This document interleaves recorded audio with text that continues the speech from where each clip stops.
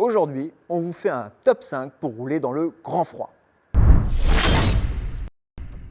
Numéro 1, les chaussures. Alors bien entendu, on connaît tous la fameuse couvre-chaussure qui vient sur vos chaussures habituelles. Ça protège du froid, c'est bien, mais c'est pas le top. L'idéal, clairement, c'est la chaussure hiver. Alors la chaussure hiver, c'est un condensé de toutes les technologies pour maintenir le pied bien au sec et du coup bien au chaud. En effet, on va retrouver donc des petits parties hautes qui permettent d'éviter à l'eau de rentrer dans le pied et bien entendu des tissus très techniques avec par exemple des membranes Gore-Tex ou d'autres textiles qui permettent d'isoler complètement de l'humidité parce que s'isoler complètement de l'humidité, c'est s'isoler du froid. Donc des chaussures VTT, des chaussures route, il y en a pour tous les goûts. Pour ceux qui sont un petit peu frileux des pieds, on a également la solution des chaussettes étanches. Et oui, de plus en plus de textiles comme les chaussettes ont des technologies qui permettent de garder les pieds bien au sec. Alors c'est super pratique pour les routiers bien entendu, mais également pour les VTTistes qui ont pas mal de projections venant donc du bas du vélo, donc du sol. Donc voilà, des chaussettes 100% étanches, je vous invite à essayer, c'est vraiment bluffant. Donc un pied au sec, c'est un pied au chaud. Alors ça c'est pour les pieds. Ensuite, le numéro 2, les pantalons et les cuissards. Bien entendu, en vélo, alors on est toujours en action, on a toujours les jambes qui tournent, qui sont en pleine action musculaire, donc forcément il y a déjà un dégagement thermique qui est assez conséquent. Donc sur un pantalon hiver, il ne faut pas non plus prendre des choses trop étouffantes. Donc exit les textiles qui sont à 100% étanches, type Kawaii. On va choisir des technologies et des membranes textiles qui sont un petit peu plus aérées. Alors pour cela, que ce soit donc en VTT ou en vélo de route, on va retrouver donc des textiles qui permettent d'évacuer la transpiration tout en protégeant des projections. Là, c'est pour le VTT. Et pour le vélo de route, bien entendu, le cuissard, donc, qui est cette fois plus moulant, avec bien souvent des protections sur les parties les plus exposées au vent, des protections pour couper du vent. Car en effet, en vélo de route, il y a une vitesse de mouvement qui est beaucoup plus élevée et il n'est pas inintéressant, si vous êtes un petit peu frileux, de choisir donc un cuissard avec une membrane type Windstopper pour vous protéger et vous isoler du froid. Ensuite, numéro 3. Le numéro 3, c'est le haut du corps, c'est la veste. Aujourd'hui, il existe plein de types de vestes différents, des vestes bien entendu donc, pour les routiers. Alors généralement, pour un textile, pour un routier, on va choisir donc, une veste qui taille assez près du corps. En effet, on va vraiment éviter d'avoir une prise au vent qui est trop importante.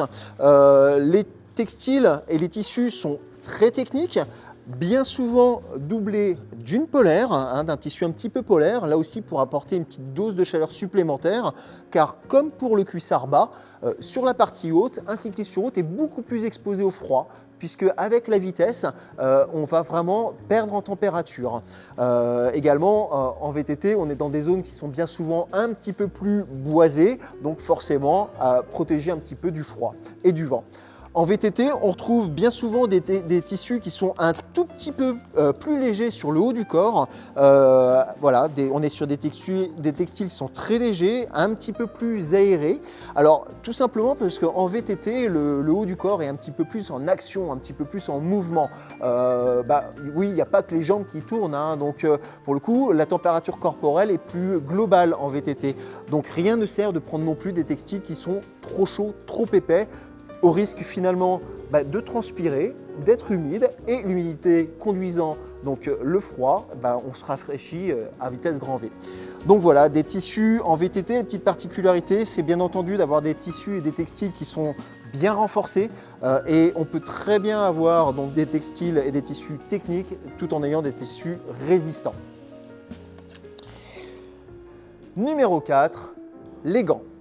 Alors, on pense tous à ça, c'est sorti, on a tous eu froid aux mains, alors ça se commence bien souvent très tôt dans la sortie et ça ne fait qu'empirer jusqu'au bout. Alors des gants, bien entendu, on connaît le gant traditionnel, alors on va retrouver des tissus qui sont bien souvent très techniques, avec des membranes Gore-Tex ou autres, et on va avoir aussi des gants avec des formes un petit peu particulières qui permettent là aussi de garder plus de chaleur. Alors on va retrouver par exemple donc, les gants, regardez ça, je vais vous montrer, des gants qui qui permettent de garder les index couplés au majeur et l'annulaire et l'auriculaire couplés qui permettent finalement, grâce à cela, de garder beaucoup plus de chaleur. Alors c'est très adapté au vélo urbain, puisqu'on peut freiner à 2 doigts, tout comme au vélo de route, puisqu'on peut également passer ses vitesses, ou au VTT, il n'y a aucun problème. Donc gros maintien de la température, ça c'est vraiment génial. Dans un style là aussi un petit peu différent, on va retrouver cette fois donc des gants avec une partie amovible. Alors qu'est-ce donc? Eh bien tout simplement, ce sont des gants vraiment traditionnels, je vous fais la démonstration. Des gants traditionnels auxquels on a finalement le principe de la couvre-chaussure cette fois adapté aux gants, puisqu'on a donc une petite protection qui permet d'isoler du froid et de l'eau. On passe d'un gant traditionnel à un moufle et tout ça avec une seule paire. Et enfin, pour vous, messieurs, pour vous, mesdames, qui êtes vraiment très frileuses et à qui toutes ces technologies ne suffiront pas, eh bien, nous avons la solution ultime. La solution ultime, ce sont les gants chauffants. Les gants chauffants, vous me direz? Oui, tout simplement, une petite batterie et hop, on met en route. Et la température monte aux alentours de 15 à 20 degrés, et qui vous permet de garder une température à l'intérieur donc de vos gants au top. Vous voulez avoir chaud même dans les pires conditions, c'est la solution ultime. Numéro 5. Le numéro 5, c'est un produit que tout le monde connaît. C'est un produit que tout le monde a vu, mais que peu de personnes utilisent à 100%. On est sur le buff. Le buff, c'est ni plus ni moins qu'une espèce de grande chaussette sans embout dont on se sert pour mettre autour du cou. Alors, autour du cou, oui, mais pas que. Je vous montre. Alors, on a bien entendu le côté écharpe.